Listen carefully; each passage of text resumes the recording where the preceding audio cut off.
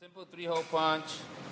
It has adjustable knob for your 2-hole, 3-hole 5.5, and your 3-hole 8.5 by 11. Basically, it's a locking system.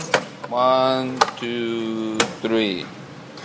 Once you get the what you want for the 8.5 by 11, which is 4 1/4,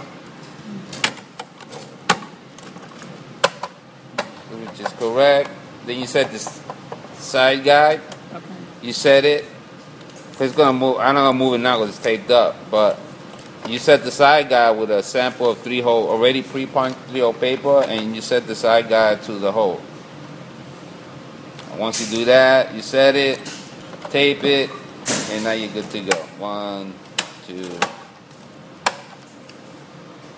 3. So remember, it's always got 4 1/4.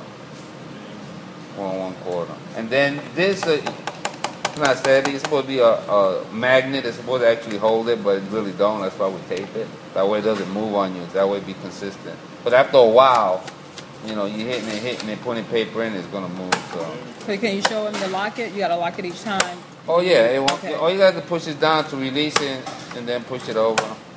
So, it'll always be the same. All right. And that's how you put 3-hole punch. Any questions? One, I'd like to add something to that. Your center punch is always the center of the sheet. Right. Yeah. Right. So you put the You center of always the sheet, want to. hold the paper. That's another thing. When you set your side guide, you got to make sure that it all falls in the center. See, that's not bad. It's all by hair, but that's no problem. But see how you all. And that's how you set your side guide. So once you set it, 3-hole punch it, and then fold it in half to make sure you're in the center. And you might have to move it up, move it back. You know. And that's it. Good to go. Always, you want to change up on the chipboard, because that way it'll go through. Because here's the purpose of the chipboard.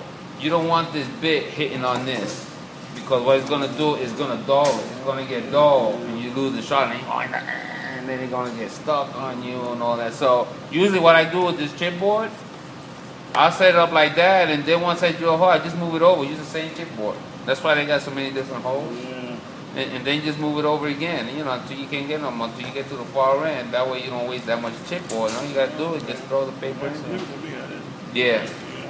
It's supposed to actually be a piece of wood under there, a strip of wood, and that's the whole purpose behind it.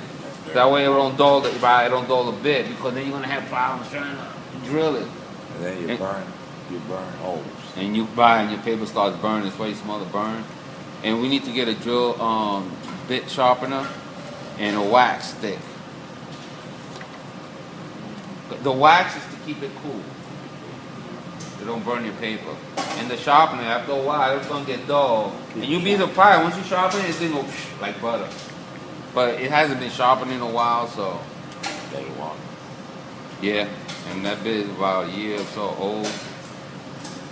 So basically that's it. So always remember, it's always got to be 4 1/4. Always make sure your side guide fold in half. Sure. I like yeah, that. any question? Always said the dumb ones are the ones you don't ask.